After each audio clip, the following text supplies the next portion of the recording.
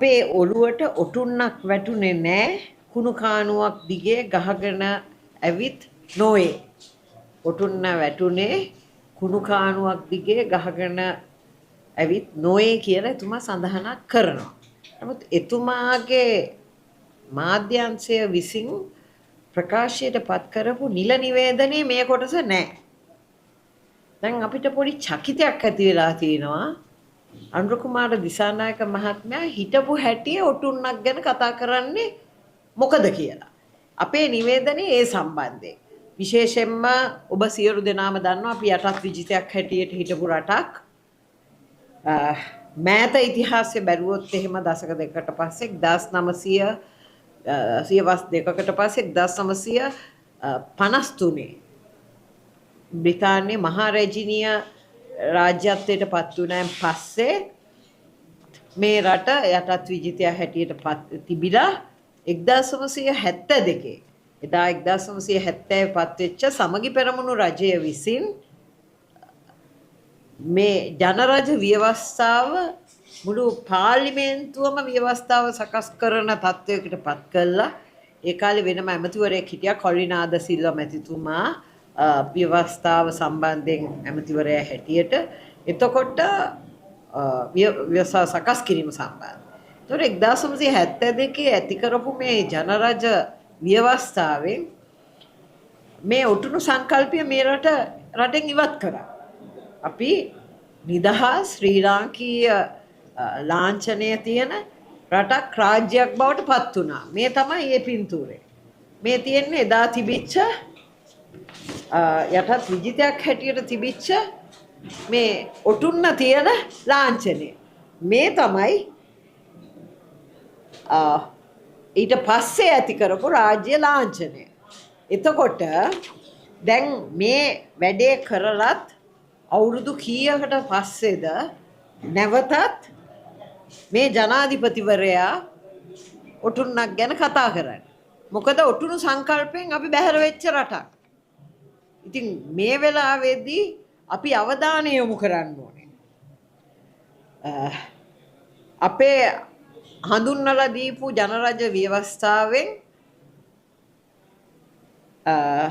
සම්පූර්ණයෙන්ම එලිසබෙත් රැජිනගේ රැජින තනතුර ඉවත් කරලා දාලා රාජ්‍යත්වය කියන එක එතනින් අයින් කරලා දාලා මේ පුංචි රටට ලබාගත්ත වෙලාවක්. එතකොට ධර්ම චක්‍රය තමයි බෞද්ධ රටක් හැටියට රාජ්‍ය ලාංඡනයේ පිළිබිඹු කරලා තියෙන ධර්ම චක්‍රය. හැබැයි සියලුම ජාතීන් ඒ රාජ්‍ය ලාංඡනය තුල පිළිබිඹු කරලා තියෙනවා. දැන් නැවතත් අවුරුදු 60කට විතර පස්සේ ඇයි 50කට විතර පස්සේ ඇයි ජනාධිපතිවරයා මේ ඔටුන්න ගැන කතා කරන්නේ? දැන් අපිට සැකයක් ඇති වෙලා තියෙනවා.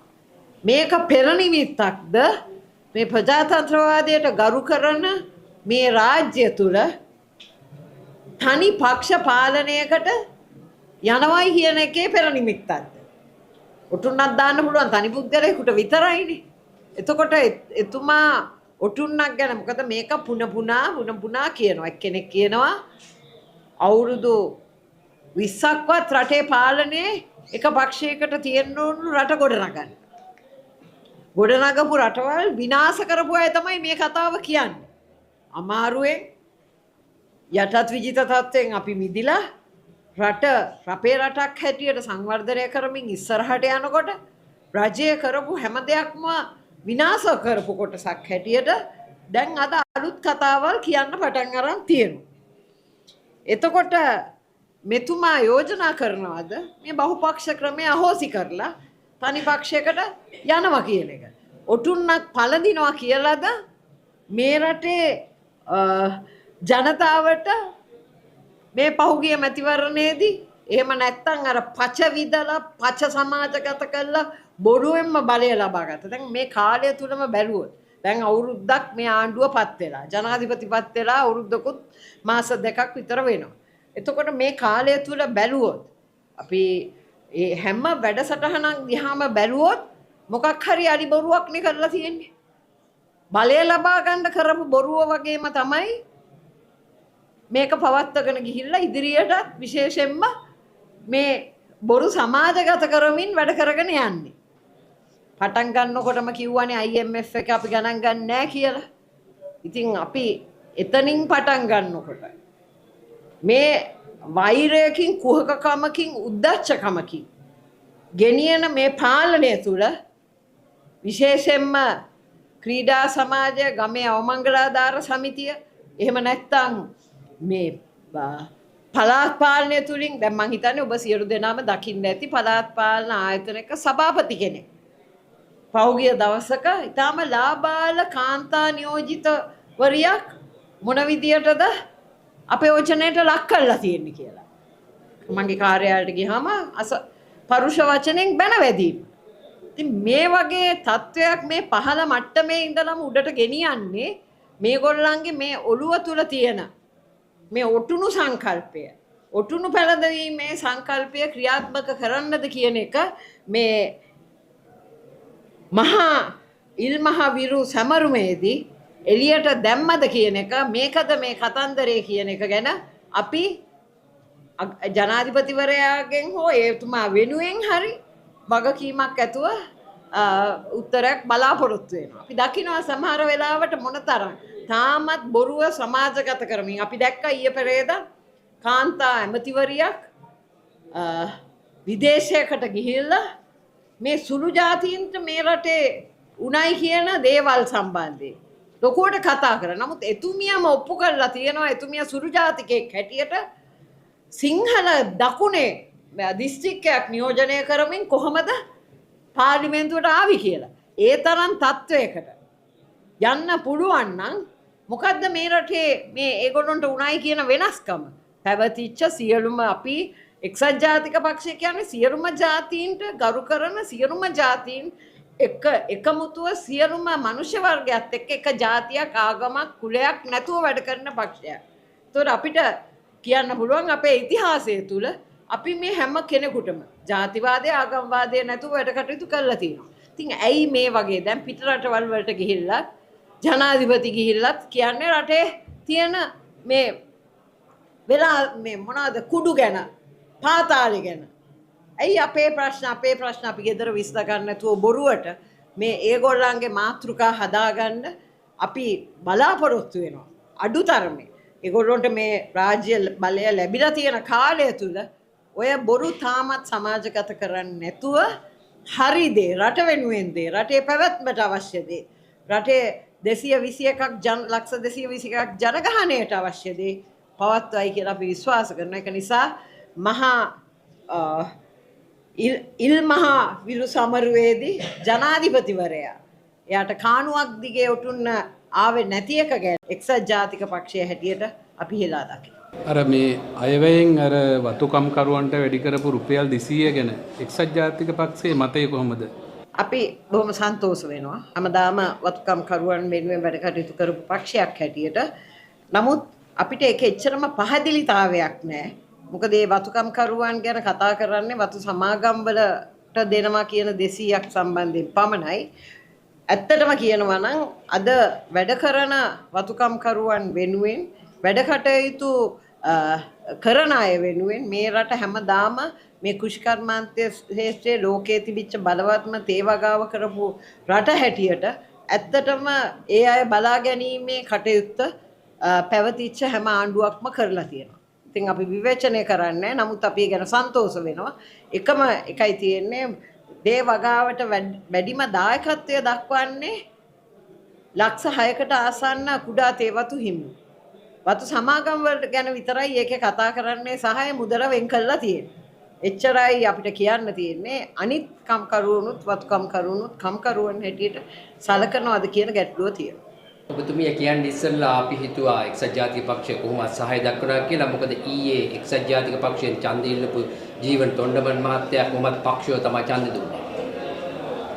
එතුමා නියෝජනය කරන්නේ වතු කම්කරුවන් සහ එතුමා තමයි මේ රටේ වැඩිම වතුකම් කරුවන්ගේ වෘත්තීය සමිතිය නියෝජනය කරන්නේ. එතුමාට ඒ ගැන සන්තෝෂයක් තියෙන්න පුළුවන්. අපි කවුරුත් සන්තෝෂ වෙනවා. පක්ෂ තීරණය වුණත් නැතත් පක්ෂයේ තීරණය තමයි එතුමා එතන ක්‍රියාත්මක කරන්නේ. නමුත් අපි පක්ෂයක් හැටියට අපි මේ සම්බන්ධයෙන් ඒක අපි හෙලා දකින්නේ අර පොඩි ගැටලු සහගත තැන් කීපය විතරයි අපිට තියෙන්නේ. මේක කවුරු වුණත් මේ ජීවන වියදමත් එක්ක අවශ්‍ය ගැළපීමක් කරනවා නම් අපි සතුටුස වෙනවා. හැබැයි මේ ගෙවන ක්‍රමය කොහොමද? මේක කොහොමද ඒ දායකත්වය ලබා දෙන්නේ? එතකොට රජයේ මුදල් පුද්ගලික සමාගම් වල වැඩ කටයුතු වලට යොදවන්න පුළුවන්ද? මේ වගේ ගැටලු ගණනාවක් ඒ පස්සෙන් තියෙනවා. හැබැයි අපි ඒ සම්බන්ධයෙන් අවශ්‍ය ඒ කියන්නේ අපේ කිසිම විරෝධතාවයක් නැහැ. පිය යුතු දෙයක් වෙලා තියෙන්නේ. අර රාජ්‍ය මුදල් අවභාවිතා කරලා අපේ හිටපු ජනාධිපතිතුමා වැරලා තියෙනවනේ නේද? මේ ඒ වගේ දැන් අපි දන්නවා එතුමා මේ රටේ අවශ්‍ය වෙලාවට රට පාලනය කරන්න අවශ්‍ය වෙලාවට හදිසි නීතිය ක්‍රියාත්මක කිරීම සම්බන්ධයෙන් එතුමාට චෝදනා එල්ල කරලා නඩු දාලා නඩු තීන්දුව දීලා තියෙනවා. මේ එතකොට මේ හැම එකම කරලා තියෙන්නේ රටේ කැමැත්ත වෙනුවෙන්. මේ මම විශ්වාස කරනවා මේ හැම එක්කෙනාම කරන්නේ රටේ අවශ්‍යතාවය වෙනුවෙන්. හැබැයි අර හැම කෙනාටම පොදු නීතිය මේ ඔක්කොටම නීතියක් හැටියට තියෙනවා කියන එක තමයි අපි දන්නේ. ඉතින් අපිට අර පැහැදිලි කරගන්න තියෙන තැන් කීපයක් තියෙනවා. මේකේ තියෙන මේ ගෙවනවායි කියන මේ රුපියල් 200 කොහෙන්ද මේ වතු සමාගම් වලට දෙන්නේ? දෙන්න අයිතියක් තියනවාද? කොහොමද වැඩි වෙන්නේ? කුඩා තේවතු හිමියෝ හැටියට ලක්ෂ 6කට වැඩි පා. කුඩා තේවතු හිමිය කියන්නේ අක්කර 50ට අඩු අය. එතකොට ඒගොල්ලොන්ටත් කොහොමද මේක ඒ වතු වලත් ජීවත් වෙන අයට කොහොමද ක්‍රියාත්මක වෙන්නේ කියන එක ගැන පොඩි ගැටලුවක් තියෙනවා. ඒ රුපියල් 200 කතාව නේද? ඔව්. ඒක කුඩා තේවතු හිමියන්ට දැන්ට කියලා නෑ නේද? ඒක නෑ වත් සමාගම් සම්බන්ධයෙන් විතරනේ තියෙන්නේ. ඒ දීලා තියෙන මුදල සමස්තයක් හැටියට කැමතියි. කැමති නෙමෙයි. ඉතින් අපි කවුරුත් මිනිසෙකුට හොඳක් වෙනවා නම් කැමතිනේ. ඒ ප්‍රමාණවත්ද දැන් කියන තවත්? ඒකත් මට ඒක එහෙම කියන්න බෑ. මොකද දැන් තියෙන නෑ ඔබතුමීගේ පැත්තේ තියෙනවනේ වතු රක්ත පොර. මගේ පැත්තෙත් තියෙනවා. හැබැයි ඉතින් අපි දන්නවා වතු කරනකොට කොහොමද තියෙන තත්ත්වය, මොකද්ද වතු වල තියෙන මොන වගේ ඉස්සර තිබිච්ච තේ වතු ක්‍රමය නෙමෙයි දැන් තියෙන්නේ. මොකද තේ වෙළඳපළට ජාත්‍යන්තරව ලෝකේ ගොඩාක් රටවල් ඇවිල්ලා තියෙනවා. එතකොට අද අපේ රට තේ නිෂ්පාදනය අතින් මෙන්ම තේ විකුණන රටක් හැටියටත් අපි පල්ලෙහාට ගිහිල්ලා තියෙනවා. ඉස්සර පළවෙනි තැනේනේ අපි හිටියේ. දැන් 6-7 වගේ ඉන්නේ. සාමාන්‍ය කිලෝග්‍රෑම් මිලියන 350ක් 360ක් විතර නිෂ්පාදනය කරපු රටක් අපි. කුත් හේතුන් නිසා වෙන්න පුළුවන් දේශගුණේ වගේ ඉඳ පල්ලෙහාට වැටලා තියෙනවා. කොයි ආණ්ඩුව ආවත් ඔය ටික වැඩි දියුණු කරන්න අවශ්‍යයි. විශේෂයෙන්ම පළදාව ගැන කතා කරනකොට තව වෙන පැත්තකට මාතෘකාව යන්න ඉඩ තියෙනවා. පෝර ගැනත් තියෙනවා. පෝර මිටියක් දාලා අද පුළුවන් ද මිනිස්සෙකුට තේවත්තු තියෙන්න පුළුවන්. නමුත් ආදායමක් ලබන තත්ත්වයකට පෝර මිලත් එක්ක පුළුවන් ද මේ ආදායමක් ලබන්න කියන එක ගැන ගැටලුවක්. ඒ වගේම අහිංසක කම්කරුව ජීවත් වෙන්නෙත් වත්තේ වැඩ තියෙනවා නම් විතරයි. වතු හිමියා කියන එක අද ගොඩක් දේවල් වලින් බැහැර වෙලා තියෙනවා. දැන් ජනාධිපතිතුමා ඊයේ කතාවේ ඔබතුමිය සඳහන් කරා වගේ අර 50000 ඔබතුමියලා 5000ක් ගෙනි 50000ක් ගේන්න පුළුවන් ජනාධිපතිතුමාට. ඉතින් ඔබතුමාලගේ ඒක ජනාධිපතිතුමා නෙමෙයි නේද කිව්වේ? මෙයා ටිල්විල් මේකම්තුමා. ඔව් මං හිතන්නේ එතුමාට නම් ඒක පුළුවන් ඇති. මොකද එතුමා ඇතුලේ ඉඳගෙන බොරු උගන්නන එක්කෙනානේ. මේ රටේ පච මාලිගාවක් හැටියට පැලවත්ත තියාගෙන එතනින් පච විදිනවා ඒගොල්ලන්ගේ කට්ටියට. ඉතින් ඒකේ නිර්මාතෘ තමයි ඔය වැඩේ කියලා තියෙන්නේ. ඉතින් ඔය නිර්මාතෘට 5000 කරලා පෙන්වන්න පුළුවන් මොනවා හරි බොරු ටිකක් කියන එකනේ තියෙන්නේ. අපිත් බලාගෙන ඉන්නවා. මොකද මේ ඒ සම්බන්ධයෙන් ඇත්තටම ඒක අපිට අදාළ නෑ 5000ද 50000ද කියන එක යට ප්‍රශ්නයක් වුණාට. අපි මේ 5000ක් ගෙනාවත් 1000ක් ගෙනාවත් 500ක් ගෙනාවත් ඒක අපේ වැඩේ. ඇයි දන්නේ නැහැ එච්චර අමාරුවෙන් ඒක ඇඟට අරන් තියෙන්නේ. ඒක ප්‍රශ්නයක් නේද? ඒ ඇඟට මේ අපේ ප්‍රශ්නේ ගන්න ඕනේ නැහනේ. ඒගොල්ලොන්ට පාර්ලිමේන්තු 159ක් දීලා එතකොට රටේ බහුතරයක් එකක් ජනාධිපතිතුමා උනා ඔටුන්නක් ගැන කතා කරනකොට එයා වැඩිම ඡන්දාරන් ජනාධිපති වෙච්ච කෙනා මිසක් බහුතර ඡන්දාරන් ජනාධිපති වෙච්ච කෙනා නෙමෙයි. සාමාන්‍යයෙන් මේ තාක් කාලයකට වැඩිම ඡන්ද නෙමෙයි බහුතර ඡන්දය ගත් එක්කෙනා තමයි ජනාධිපති වෙලා තියෙන්නේ. නමුත් මෙතුමාගේ අනිත් ප්‍රධානම පක්ෂ දෙක එකතු වුණත් ඊට වැඩිය ඡන්ද ප්‍රමාණයක් එතුමාට විරුද්ධව තියෙනවා. කින්ද උටුණු ගැන කතා කරන්න බෑ. ඒ වගේ තමයි ඔය 5000ද 50000ද එයාට ප්‍රශ්නයක් වුණාට ඒක අපිට ප්‍රශ්නයක් නැහැ. දැන් අර උද්දච්ච කමින් ඔළුව ඉදිමිච්ච කමින් මේ බලය කියන එක අද තියෙන්න පුළුවන් හෙට නැති වෙන්න පුළුවන්. ඒක ඔළුවේ තියාගෙන වැඩ කරොත් හොඳයි. දැන් පහුගිය කවස්වල නම් සමගි ජන බලවේගයේ පැත්තෙන් කිව්වේ ඒ ඔටුන්න පැලැන්දුවේ රනිල් වික්‍රමසිංහ මහත්තයා ගිහිල්ලා. මොකද රනිල් වික්‍රමසිංහ මහත්තයා ඉල්ලුවේ නැත්තම් මේ අනුර කුමාර මහත්තයා ජනාධිපති වෙන්නේ නැහැ කියලා. ඒ චෝදනාව අන්තිමට වෙන්නේ රනිල් වික්‍රමසිංහ කියන්නේ හිටපු ජනාධිපතිනේ. එතුමා හිටපු ජනාධිපතිතුමා මේ රට වැටිච්ච වෙලාවේ බාරගත්ත ඕන කෙනෙකුට චෝදනා කරන්න පුළුවන්.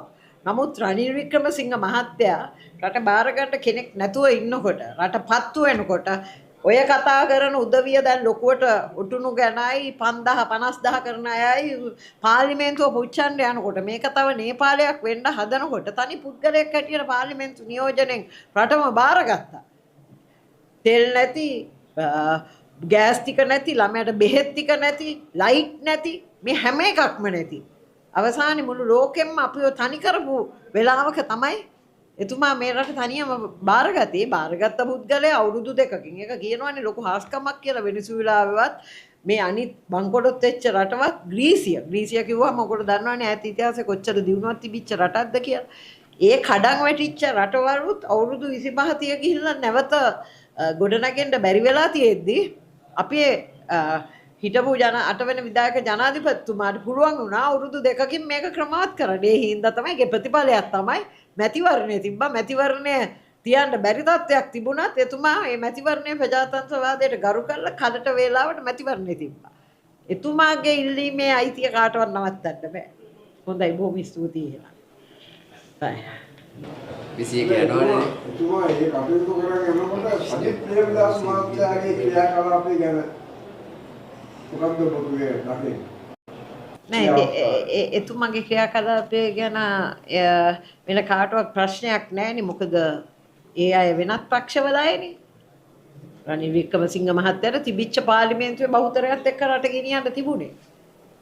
අනිත් අය ගැන එතුමාට අවශ්‍යතාවයක් හෝ ප්‍රශ්නයක් වැඩක් නෑනේ. එතුමාට බහුතරය ලැබිච්ච නිසානේ එතුමා රටේ ජනාධිපති වුණේ. 21 වෙනිදාට පක්ෂේ යනවද? නැතුව තීරණය කරන්නේ. නෑ අපි තීරණය කරන්නේ නැහැ. අපි ඒක කොටස්කාරයෙක්. අපි මුල ඉඳලා මේ සම්බන්ධයෙන් වැඩ කටයුතු කර අපි යනවා කියන්නේ ඉතින් මෙහෙමනේ පක්ෂ ගණනාවක් පුද්ගලයෝ ගණනාවක් මේක අපේ තනි අයිතියට කරන වැඩක් නෙමෙයිනේ. සියලු දෙනා එක්කම සහභාගී විත්ෙන් කරනවා. ඔහොම ස්තුතියි.